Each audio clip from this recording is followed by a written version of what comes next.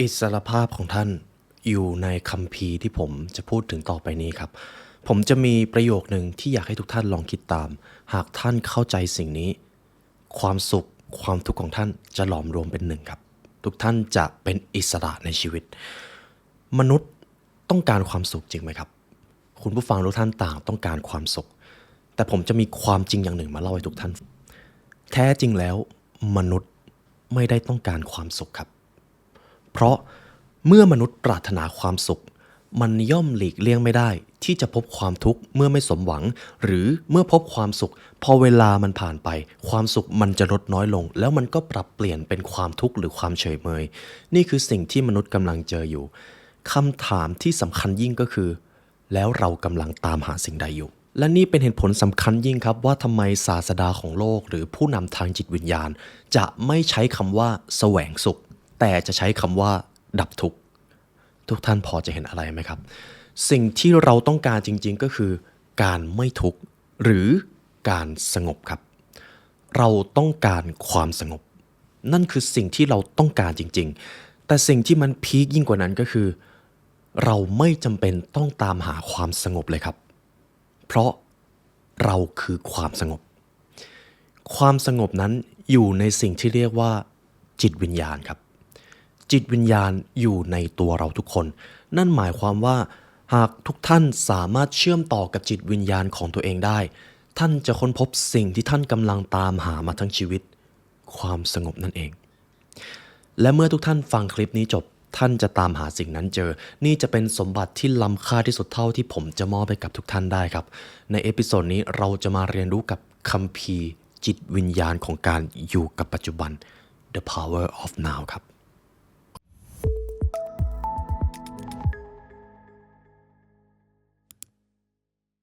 คุณผู้ฟังน่าจะมีโอกาสได้ทำความเข้าใจแล้วว่าความสงบที่เราตามหาจริงๆแล้วมันอยู่ใกล้ตัวเรามากเลยมันอยู่กับจิตวิญญาณนี่เองเมื่อใดที่มนุษย์สามารถเชื่อมกับจิตวิญญาณของตนเองได้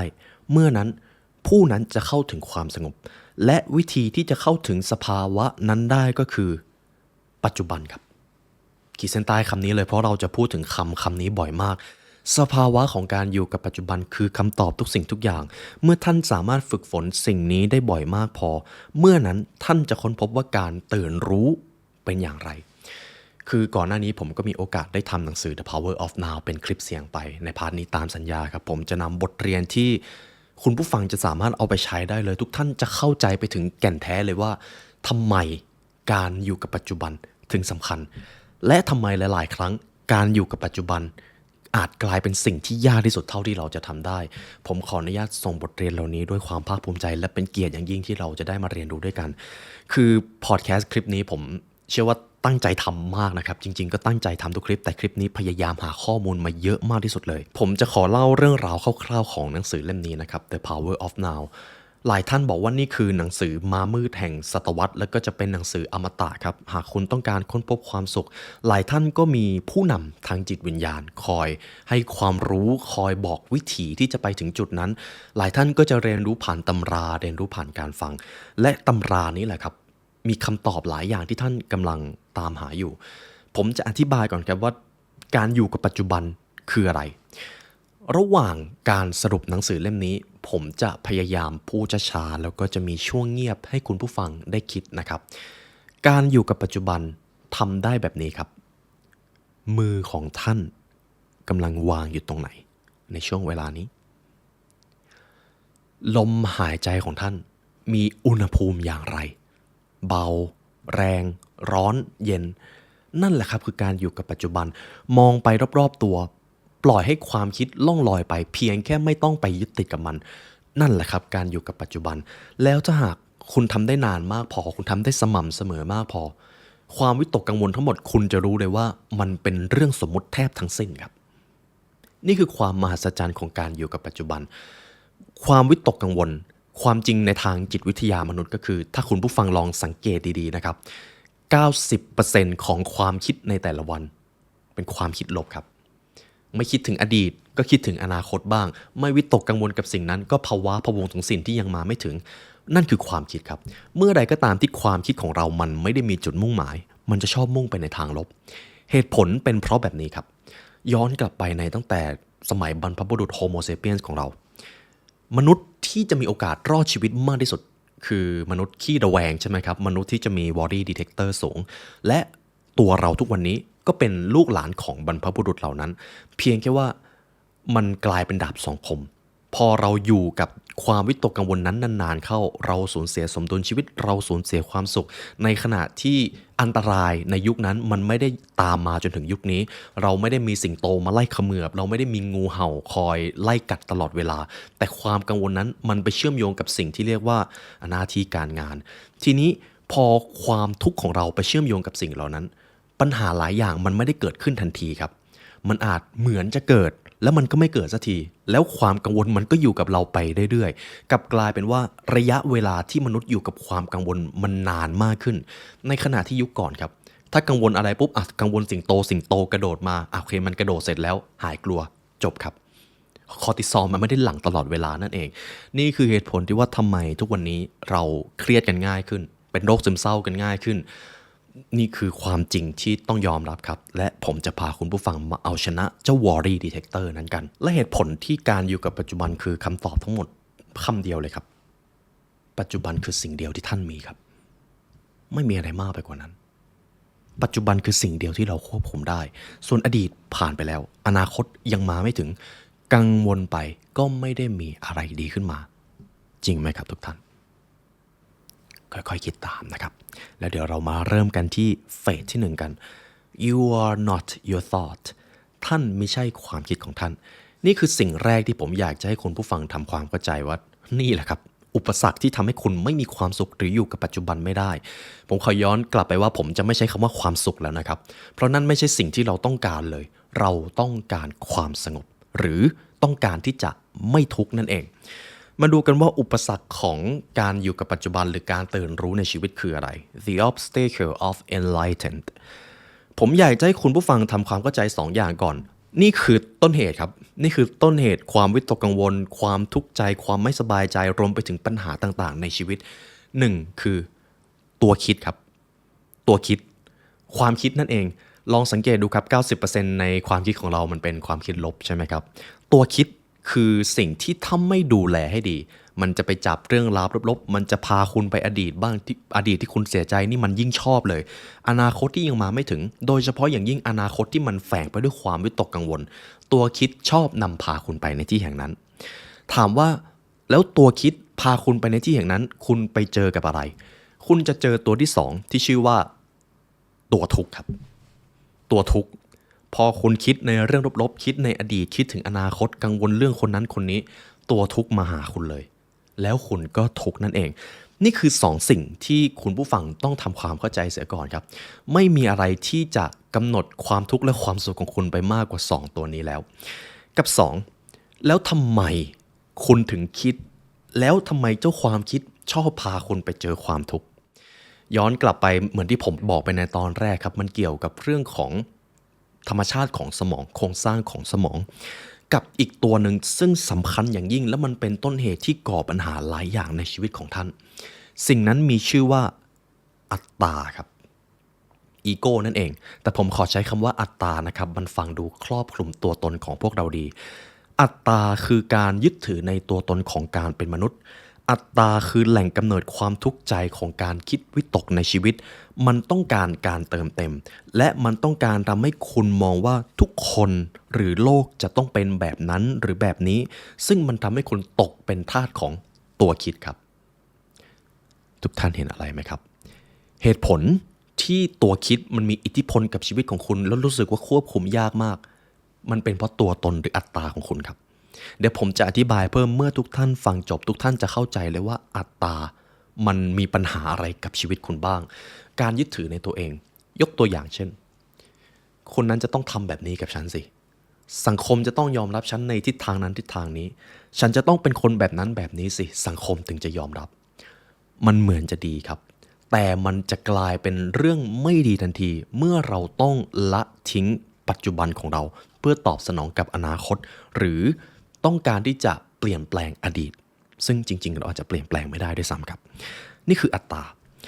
คุณเอ็กฮาร์ท ทอเล่เขาได้เน้นย้ำในเรื่องนี้เลยนะครับยิ่งคุณมีอัตตาคุณจะยิ่งยึดติดกับ อารมณ์ได้ง่ายมากขึ้นโดยเฉพาะอย่างยิ่งครับอารมณ์ด้านลบอารมณ์ด้านลบมีอะไรบ้างโลภโกรธหลงต่างๆนานาครับวิตกกังวลมีเพียบเลยและไม่ว่าจะเป็นสุขหรือทุกข์เจ้าอัตตามันจะชอบไปยึดติดกับความรู้สึกนั้นและเมื่อคุณยึดติดคุณจะขาดอิสรภาพในตนเองทันทีผมจะขอนำประโยคของศาสดาหรือผู้นำของโลกนี้นะครับทั้งท่านพระสัมมาสัมพุทธเจ้าแล้วก็พระเยซูซึ่งคุณเอกฮาร์ทอเล่เขาก็ได้เขียนไว้บ่อยมากในบางช่วงผมจะนำประโยคหรือเรื่องราวของท่านทั้งสองมาเล่าให้คุณผู้ฟังด้วยนะครับแต่ทุกท่านสังเกตไหมครับผมเชื่อว่าหลายท่านได้ศึกษาเรื่องของคำสอนของผู้นำทางจิตวิญญาณทำไมเขาจึงบอกอยู่เสมอเลยว่าเจ้าการยึดติดเนี่ยตัวทุกข์เลยไม่ว่าจะเป็นความสุขหรือความทุกข์แต่ถ้าคุณไปยึดติดคุณจะเครียดทันทีแม้แต่ความสุขเราก็ไม่ควรยึดติดอย่างนั้นหรอผมจะอธิบายแบบนี้สมมุติคุณผู้ฟังชอบกินอาหารอร่อยๆแล้วตอนนั้นคุณหิวมากเลยสมมุติคุณผู้ฟังกำลังได้กินอาหารอย่างหนึ่งซึ่งเป็นอาหารที่รสอร่อยมากคือคุณได้กินนะคุณยิ้มฉ่ำแน่ๆมันเป็นของที่คุณต้องการมานานแล้วตอนที่คุณได้ลิ้มรสได้กินอาหารนั้นเข้าไปคุณรู้สึกมีความสุขมากเลยแต่เมื่อคุณเริ่มกลืนอาหารนั้นลงคอไปแล้วรสชาตินั้นมันยังอยู่ไหมครับไม่อยู่ครับแล้วเมื่อใดก็ตามถ้าคุณไปยึดติดกับรสชาติอาหารนั่นแหละพอรสชาติมันหายไป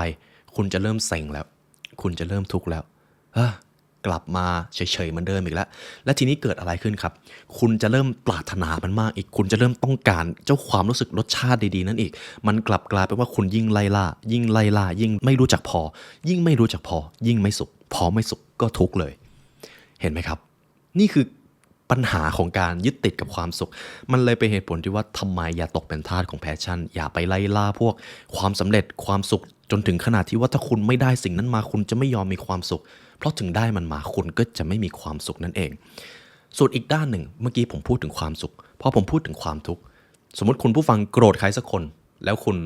ไปยึดติดกับอารมณ์โกรธคุณเครียดเลย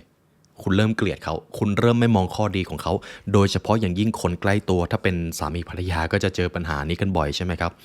พอคบกันไปเรื่อยๆข้อดีของเขาเราจะเริ่มไม่มองเราจะเริ่มไปมองข้อเสียและพอเราเริ่มมองข้อเสียนั้นก็จะขยายใหญ่ขึ้นแต่ต้นเหตุจริงๆมันก็มาจากการยึดติดของเรานั่นเองมันจะออกดูเป็นเชิงปรัชญาหน่อยนะครับแต่นี่แหละครับชีวิตมันไม่ได้มีอะไรที่สามารถบอกมาเป็นเหตุเป็นผลได้มากขนาดนั้นแต่ผมเชื่อว่าเท่านี้คุณผู้ฟังก็จินตนาการได้แล้ว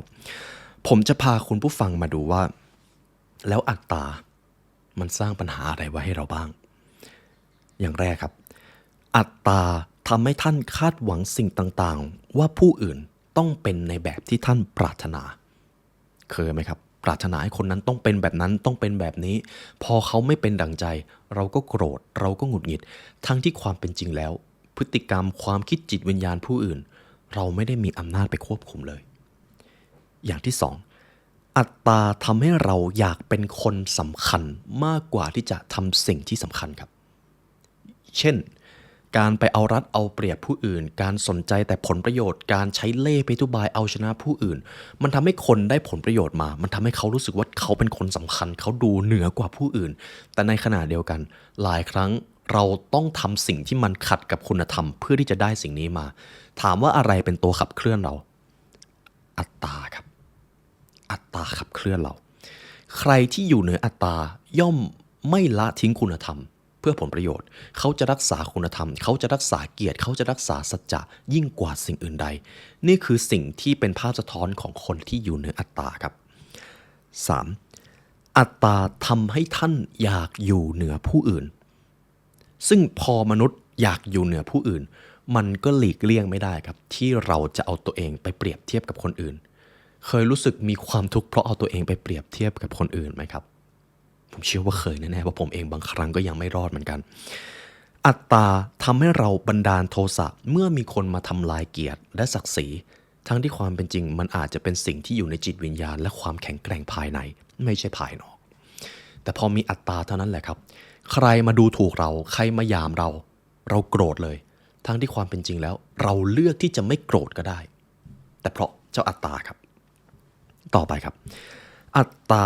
ทำให้คนยึดติดกับความคิดของตนมากกว่าที่จะยอมรับความแตกต่างของเพื่อนมนุษย์ ยกตัวอย่างเช่นผมมีความเชื่อในสิ่งนี้ผมศรัทธาในสิ่งนี้คุณศรัทธาต่างจากผมคุณเป็นศัตรูของผมปัญหาจริงๆไม่ใช่สิ่งที่เราเชื่อครับแต่เป็นตัวตนที่เราเป็นต่างหากอัตตาครับและสิ่งที่มันจะย่ำแย่ไปกว่านั้นเลยก็คืออัตตาทำให้คนเกิดการแข่งแย่งชิงดีจนกลายเป็นความแตกแยกและร้ายแรงที่สุดอัตตาทำให้มนุษย์เกิดความขัดแย้งจนนำไปสู่สงครามครับเห็นไหมครับคุณผู้ฟังอัตตาตั้งแต่การคาดหวังให้คนนั้นทำแบบนั้นแบบนี้มันสามารถลามมาถึงสงครามได้เลยเห็นอะไรไหมครับทำให้ผมได้เข้าใจส่วนหนึ่งหลังจากที่อ่านหนังสือเล่มนี้ถ้าคุณควบคุมอัตตาตัวเองไม่ได้คุณจะไม่มีทางเป็นเจ้านายของชีวิตได้เลยคุณจะเป็นทาสของมันไปทั้งชีวิตครับแล้วเดี๋ยวผมจะขออนุญาตเว้นช่วงเงียบให้คุณผู้ฟังได้อยู่กับปัจจุบันสัก10-20 วิลองคิดตามสิ่งที่ผมได้กล่าวไปก่อนหน้านี้ครับ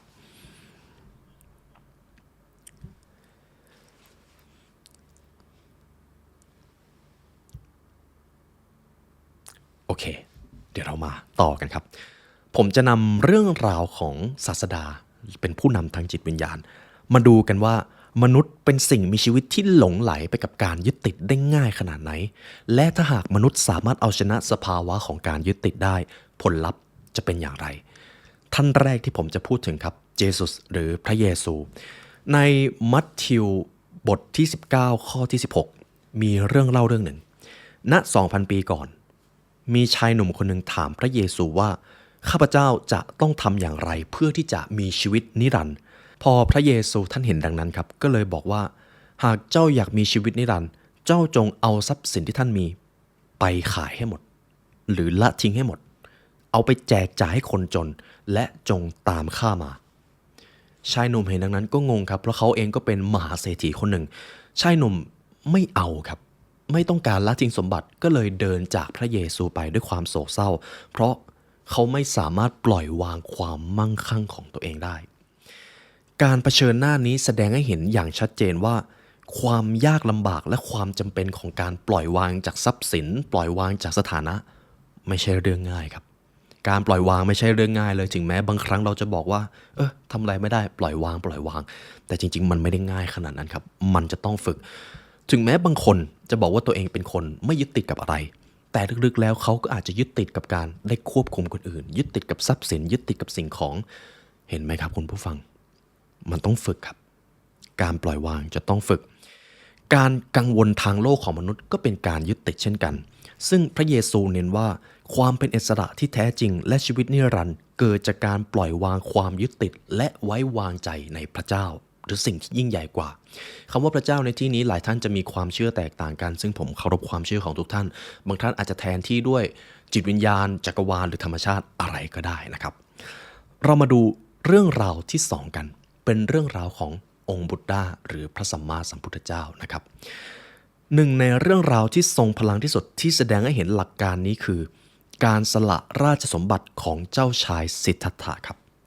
ผู้ซึ่งต่อมาได้เป็นตถาคตแห่งศาสนาพุทธหรือพระพุทธเจ้านั่นเองเจ้าชายสิทธัตถะเกิดมาในความหรูหราและมีชีวิตที่ได้รับการปกป้องบางก็ว่าท่านเป็นกษัตริย์ที่มีชีวิตหรูหรามากบางก็ว่าท่านเป็นกษัตริย์ที่อาจจะไม่ได้หรูขนาดนั้นสิ่งนี้เราอาจจะยังพิสูจน์ไม่ได้มากนะครับเพราะมันนานมากแล้วแต่สิ่งที่เห็นได้ชัดเจนอย่างยิ่งก็คือ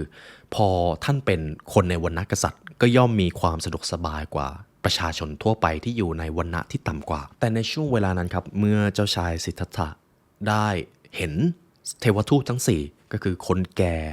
คนเจ็บคนตายและสมณะหรือนักพรตนะครับพระองค์จึงรู้สึกสะเทือนใจอย่างลึกซึ้งต่อความเป็นจริงของมนุษย์ว่าทำไมมันไม่มีอะไรแน่นอนเลยขันธ์ทั้ง5ของมนุษย์ทำไมมันไม่เที่ยงเลยท่านก็เลยตั้งคำถามแล้วก็พยายามค้นหาคำตอบนั้นจนตรัสรู้ครับความปรารถนานี้แหละคือการแก้ปัญหาให้กับมวลมนุษย์เจ้าชายสิทธัตถะจึงปรารถนาที่จะสละชีวิตในวังทิ้งความมั่งคั่งแล้วก็ออกเดินทางตามวิถีที่ท่านปรารถนาการเดินทางของเจ้าชายสิทธัตถะไม่ใช่เรื่องง่ายครับเพราะพระองค์ต้องฝึกฝนความทุกข์ทรมานอย่างยิ่งก่อนจะตระหนักว่าทุกขกิริยาที่บำเพ็ญมามันไม่ได้ผลปัจจวัคคีย์ทั้ง5ก็ไม่เห็นด้วยแต่พระพุทธเจ้าเองก็เห็นว่าการเดินทางสายกลางนี่แหละคือคำตอบมากไปก็ไม่ดีหย่อนไปก็แย่เหมือนกันหลังจากนั้นครับ ท่านเองก็ได้ทำสมาธิอย่างลึกซึ้งและเอาชนะความท้าทายมากมายท่านได้บรรลุการตรัสรู้และกลายเป็นพระสัมมาสัมพุทธเจ้านั่นเองพระองค์ค้นพบอริยสัจสี่และมรรคมีองค์8ซึ่งเปิดเผยหนทางสู่การดับทุกข์นั่นเองแต่สิ่งที่หากให้อธิบายให้สั้นที่สุดก็คือจงปล่อยวางอย่ายึดติดกับทรัพย์สมบัติอย่ายึดติดกับความคิดอย่ายึดติดกับอัตตาของท่านแล้วท่านจะค้นพบหนทางสู่การตื่นรู้ของท่านเองหากให้ผมอธิบายให้สั้นที่สุดนะครับ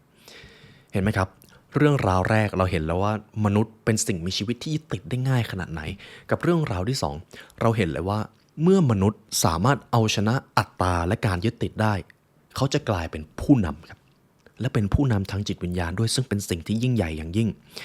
นี่คือเฟสที่1ที่คุณผู้ฟังเข้าใจแล้วว่าอุปสรรคในการอยู่กับปัจจุบันที่ผ่านมาตั้งแต่เกิดจนถึงวินาทีนี้มันคืออะไรเรามาดูเฟสที่2กันครับ The way out of suffering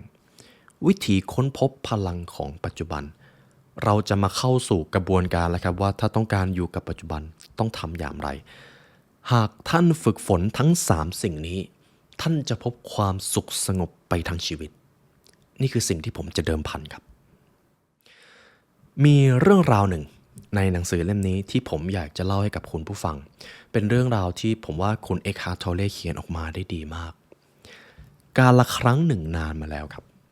มีขอทานคนหนึ่งซึ่งอาชีพของเขาก็คือการขอทานขอเงินคนที่เดินผ่านไปผ่านมาใช่ไหมครับขอทานคนนั้นมีเสื้อผ้าที่มอมแมมมีขันอยู่1ใบและก็มีลังอยู่1ลังซึ่งเป็นเหมือนเก้าอี้นะครับซึ่งขอทานจะนั่งอยู่บนลังนั้นแล้วก็ขอเงินคนที่เดินผ่านไปผ่านมา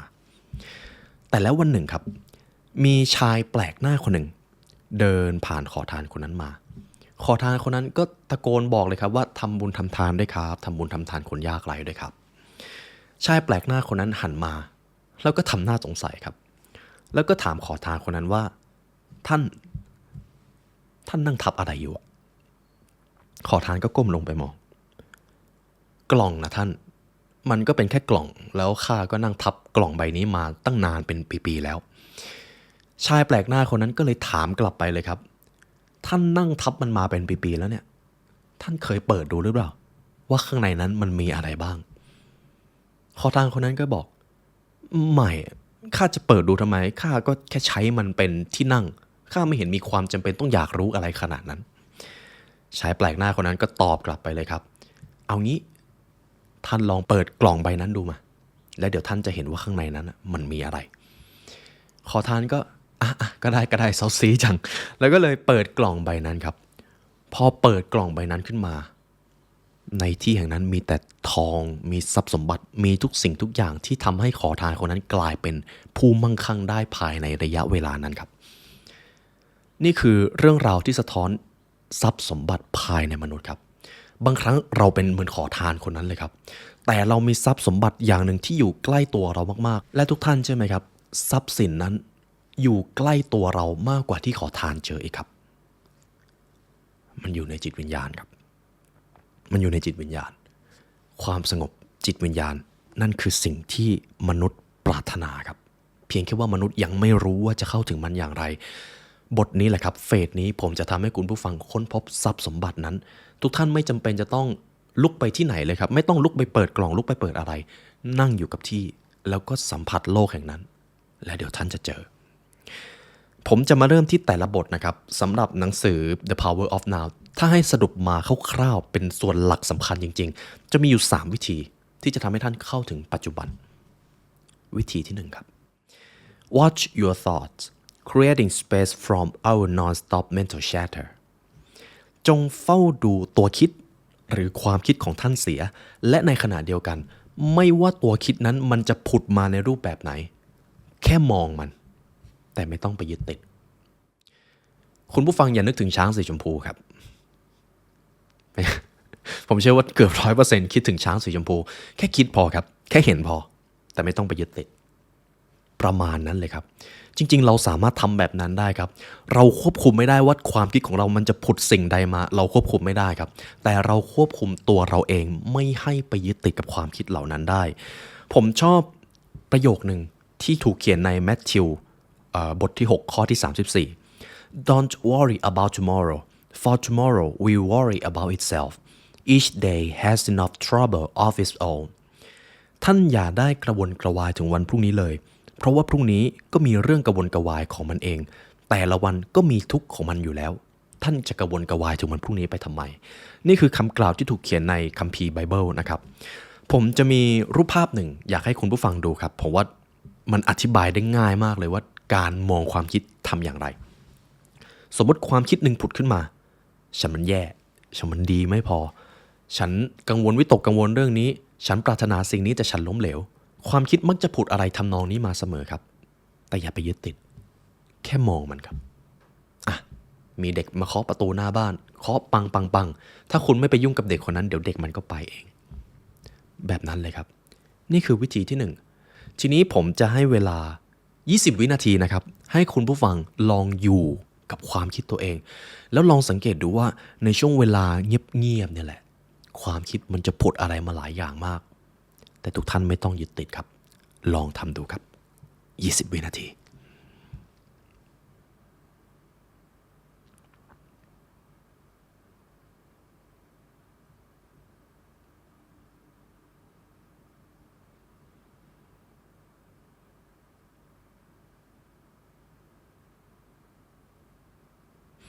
เอาละครับคุณผู้ฟังผ่านมาแล้ว20 วินาที เมื่อสักครู่นี้มีอะไรผุดขึ้นมาในหัวทุกท่านบ้าง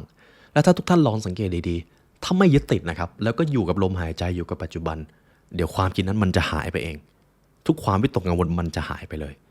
นี่คือกระบวนการแรกในการอยู่กับปัจจุบันครับและนี่คือวิธีที่สำคัญอย่างยิ่งต่อไปเรามาดูวิธีที่2ครับ Focus on the now whenever you live always live in the present จงอยู่กับสิ่งเดียวที่ท่านพึงมีสิ่งนั้นคือปัจจุบันครับนั่นคือสิ่งเดียวที่เรามีจริงๆครับนี่คือหนทางชั้นยอดเพื่อการตื่นรู้ผมชอบเรื่องราวหนึ่งที่พระสัมมาสัมพุทธเจ้ามีโอกาสได้สอนคนที่มาเรียนกับท่านนะครับความวิตกกังวลของท่านหากมีใครมาทำร้ายท่านก่อนหน้านี้เขาทำร้ายท่านในอดีตแต่ปัจจุบันนี้เขาได้ทำร้ายท่านหรือเปล่าล่ะ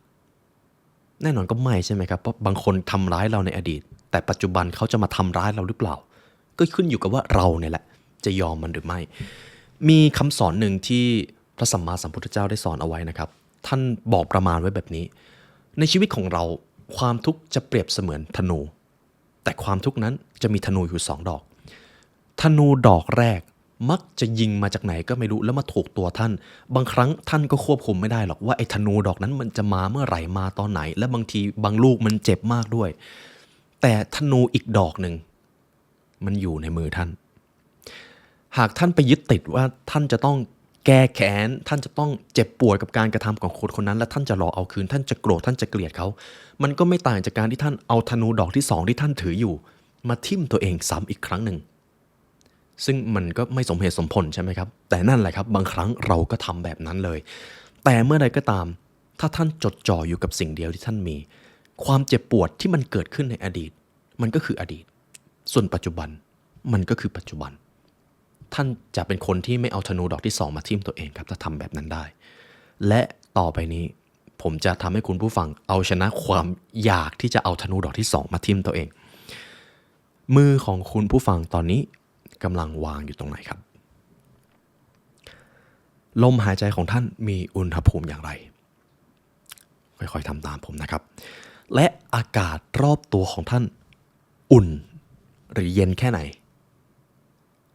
โอ้ผมว่าถ้าฟังคลิปนี้จบนี่น่าจะตื่นรู้กันระดับหนึ่งเลยแต่นี่แหละครับคือการอยู่กับปัจจุบันกับคุณผู้ฟังมันสงบมันเงียบมันว่างเปล่ามันไร้ซึ่งความวิตกกังวลมันไร้ซึ่งอดีตและอนาคตนั่นแหละครับสมบัติที่มีค่ามากที่สุดและมันตีมูลค่าไม่ได้เลยนี่คือข้อที่2นะครับสนใจอยู่กับสิ่งที่ท่านมีทำให้ผมนึกถึงตำราของ The Books of Five Rings ของมิยาโมโตะมุซาชินะครับจะมีคัมภีร์แต่ละธาตุดินน้ำลมไฟแต่อีกคัมภีร์หนึ่งที่ทรงพลังมากคือคัมภีร์ความว่างเปล่าความว่างเปล่าคืออีกธาตุหนึ่งที่มันทรงพลังและอาจจะยิ่งใหญ่ที่สุดด้วยความว่างเปล่าความไม่มีก่อให้เกิดสิ่งที่มีความว่างเปล่าคือพื้นที่ที่มหาศาลที่สุดและไม่มีใครเอาชนะมันได้เพราะมันไม่มีตัวตน มันไม่มีการหายไปมันอยู่อย่างนั้นคงกระพันตลอดแต่การอยู่ของมันคือการไม่มีอยู่นี่คือความว่างเปล่าครับผมจะอธิบายประมาณนี้แต่มันยิ่งใหญ่มากจริงๆต่อไปเป็นกระบวนการที่3ครับผมว่ากระบวนการนี้สำคัญอย่างยิ่งมันจะทำให้ทุกท่านอยู่เหนือโรคภัยไข้เจ็บด้วยนะครับในบางครั้งตามงานวิจัยของคุณดรโจดิเพนซา Feel your inner body the greatest way of healing จงรับรู้ร่างกายของท่านนั่นคือหนทางชั้นยอดในการเยียวยาครับ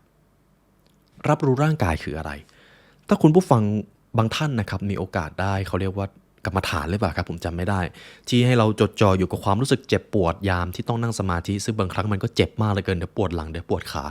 แต่คุณพอโฟกัสกับมันไปเรื่อยๆความรู้สึกเจ็บปวดนั้นมันจะค่อยๆหายไปครับในชีวิตการใช้ชีวิตแทบไม่ต่างกันเลยครับในช่วงเวลาที่คุณโกรธคุณจะรู้สึกแน่นหน้าอกคุณจะรู้สึกว่าคุณรอระเบิดแล้วแต่ก่อนที่จะระเบิดลองหยุดสักพักหนึ่งอยู่ในที่เงียบๆแล้วก็หันมาดูว่าไอ้ความรู้สึกแน่นหน้าอกนั้นมันเป็นอย่างไรนั่นแหละครับการอยู่กับปัจจุบันผมจะมี2วิธีแล้วกันครับวิธีที่1ตอนนี้นะครับตอนนี้หัวใจของท่านเต้นแรงแค่ไหนเต้นอยู่หรือไม่รู้สึกถึงการเต้นของหัวใจไหมครับเราทุกคนรู้สึกได้ครับกับ2ปลายนิ้วของท่านรู้สึกถึงมันได้หรือไม่รับรู้ถึงปลายนิ้วครับผมว่าสิ่งนี้มันมหัศจรรย์มากเลยนะครับถ้าคุณรู้ตัวว่าตัวเองกำลังโฟกัสที่นิ้วนางคุณจะรู้สึกถึงนิ้วนางเป็นพิเศษถ้าคุณโฟกัสที่นิ้วชี้คุณก็จะรู้สึกถึงนิ้วชี้เป็นพิเศษนี่คืออีกหนึ่งในรูปแบบการเยียวยานะครับทั้งตำราของดรโจตำรานี้ The Power of Now รวมไปถึงตำราของดรฮอว์กินส์ก็บอกถึงสิ่งนี้ครับลองโฟกัสที่ร่างกายดูมันคือการกลับมาอยู่ใน inner state หรือสภาวะภายในนะครับมันสงบมันนิ่งและวิธีการนี้มันคือหนึ่งในรูปแบบของ placebo ด้วยนะครับ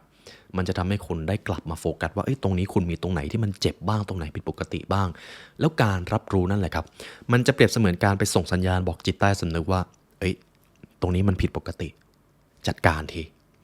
แต่ถ้าคุณปล่อยให้ตัวเองเครียดอยู่กับอดีตกังวลกับอนาคตจิตใต้สำนึกก็จะไหลไปกับคุณด้วยแล้วก็ไม่รู้ว่ามันต้องทำอะไรมหัศจรรย์ไหมครับการอยู่กับปัจจุบันนี่คือเฟสที่2ครับขอแค่ทำตาม3วิธีนี้พอท่านจะเข้าถึง power of now แล้วทีนี้ต่อไปเรามาพูดถึงเฟสที่3ครับ the way to deal with anger resentment and death นี่คือหนทางในการรับมือในยามที่ต้องเผชิญกับความโกรธและความขุ่นข้องใจหากท่านเข้าใจสิ่งนี้ท่านจะไม่กลายเป็นทาสของความโกรธความไม่พอใจและก็ความตายท่านจะอยู่เหนือสิ่งเหล่านั้นอย่างแรกครับ in time of your anger live with silence ในยามที่ท่านโกรธจงอย่าได้ทำสิ่งใดนอกจากการอยู่กับจิตวิญญาณของท่านเองนี่คือการเอา power of now มารับมือกับความโกรธแล้วนะครับผมเข้าใจครับว่าบางครั้งความโกรธมันก็น่ากลัวมากเลยรับมือได้ยากมากด้วยอยากจะด่าอยากจะตำหนิอยากจะระบายแต่ลองควบคุมตัวเองก่อนครับผมจะไม่ยอมให้คุณผู้ฟังเป็นทาสของความโกรธในมัทธิวบทที่5ข้อที่38ถึง39เยซูได้ตรัสไว้ว่าท่านทั้งหลายจงได้ยินคำกล่าวนี้ว่าตาต่อตาและฟันต่อฟันแต่เราขอบอกท่านว่าอย่าได้ต่อต้านคนชั่วร้ายถ้ามีใครตบแก้มข้างขวาของท่านจงหันแก้มข้างซ้ายให้เขาด้วยนี่คือสิ่งที่ถูกเขียนไว้ในมัทธิวบทที่5นะครับการหันแก้มอีกข้างหนึ่งหรือ turn the other cheek ไม่ได้หมายถึงความอ่อนแอเลยมันหมายถึงความเข้มแข็งมันเป็นการสะท้อนถึงความแข็งแกร่งภายในและความมุ่งมั่นถึงความรักและสันติภาพนี่แหละครับคือประเด็นที่สำคัญหากมีใครทำให้ท่านโกรธมันคือเรื่องของอดีตส่วนการบันดาลโทสะการระบายการทำลายผู้อื่นเป็นเรื่องของอนาคตแต่ปัจจุบันนี้มันยังอยู่กับท่านจะยอมเสียสิ่งที่ท่านมีอยู่และมันมีค่ามากๆไปกับโทสะนั้นหรือไม่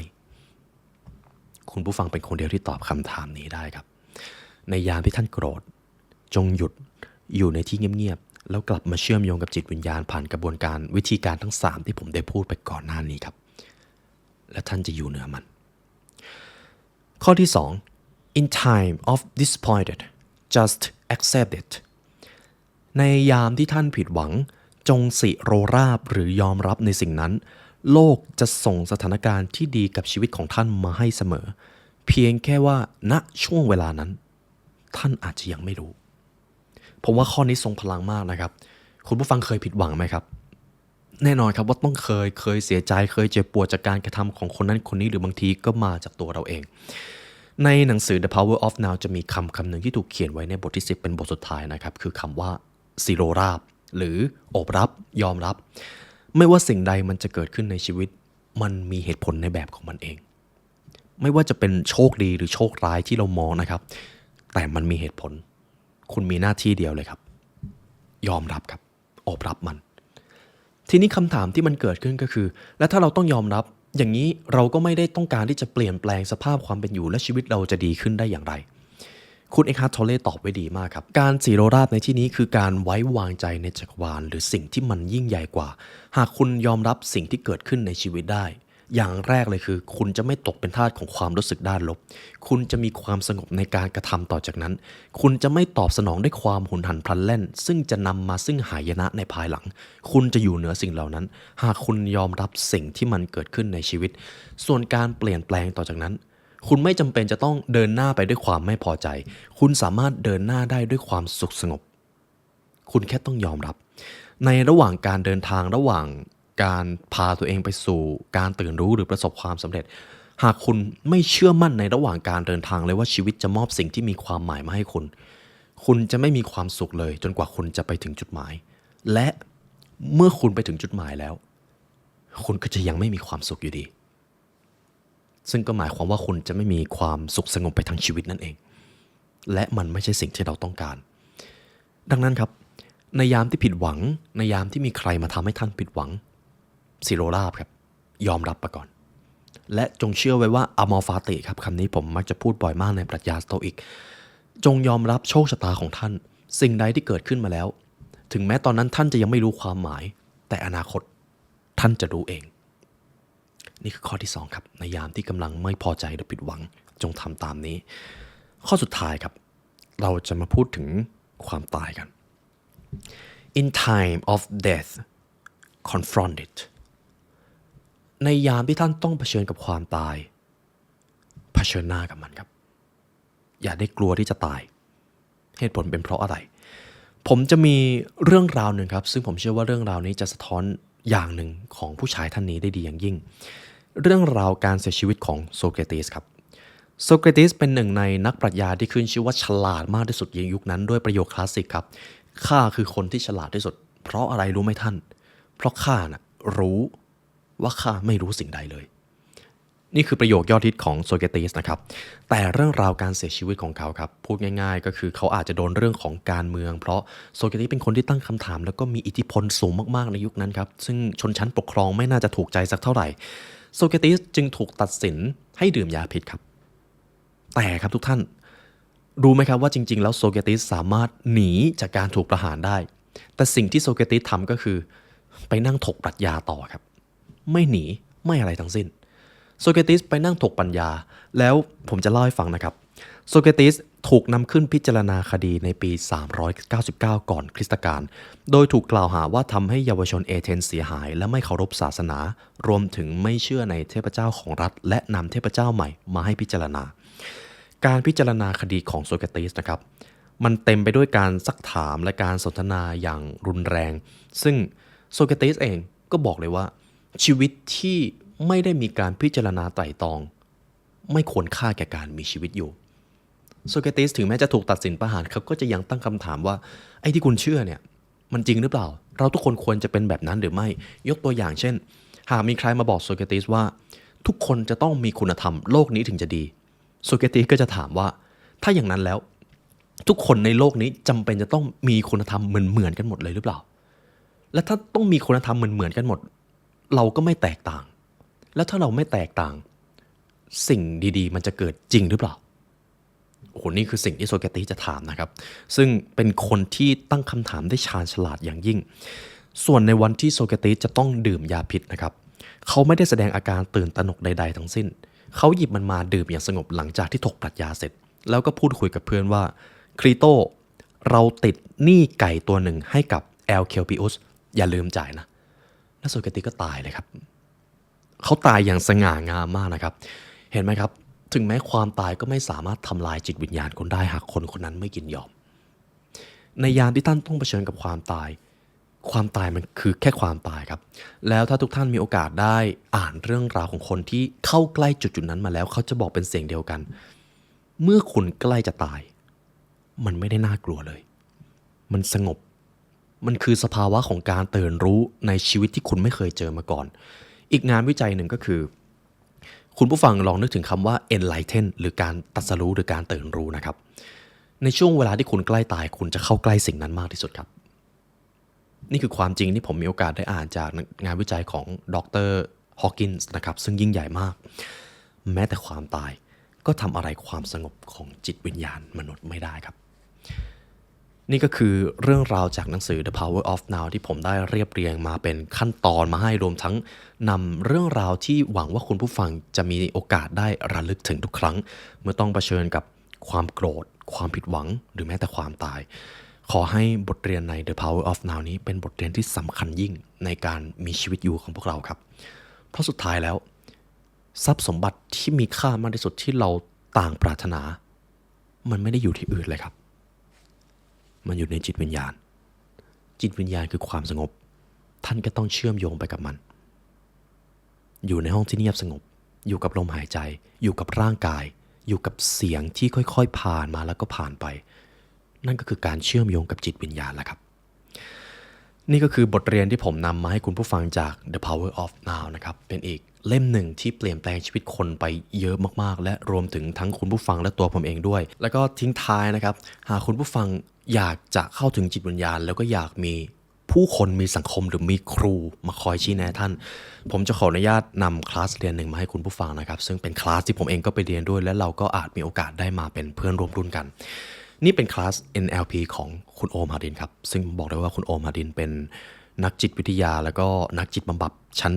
ต้นๆของประเทศนะครับและผมมีโอกาสได้ไปเจอตัวเขาเป็นๆซึ่งมีโอกาสได้พูดคุยกันครับก็เลยถือโอกาสนี้ผมจะไปเรียนกับทางคุณโอมฮาดินแล้วก็เลยอยากนำคลาสนี้ซึ่งเป็นคลาส NLP นะครับมาให้กับคุณผู้ฟังด้วย NLP คืออะไรเป็นการเรียนในเรื่องของการโปรแกรมจิตวิญญาณหรือโปรแกรมสื่อประสาทอะไรประมาณนี้นะครับทุกท่านจะเข้าใจมิติที่สำคัญของชีวิตการเก่งตัวเองการรู้จักจุดแข็งของตัวเองการรู้จักชีวิตที่ตนปรารถนารวมไปถึงการเก่งคนเพราะที่สำคัญครับไม่ว่าท่านจะทำงานอะไรอยู่ในส่วนใดของชีวิตเราเชื่อมโยงกับมนุษย์และก็จิตวิทยาเสมอและคลาสนี้จะทำให้ทุกท่านเพิ่มมูลค่าในตัวเองครับไม่ว่าท่านจะทำงานอะไรเพราะคลาสนี้มีเซอร์ติฟิเคตให้กับทุกท่านนะครับหรือใบเซอร์นั่นเอง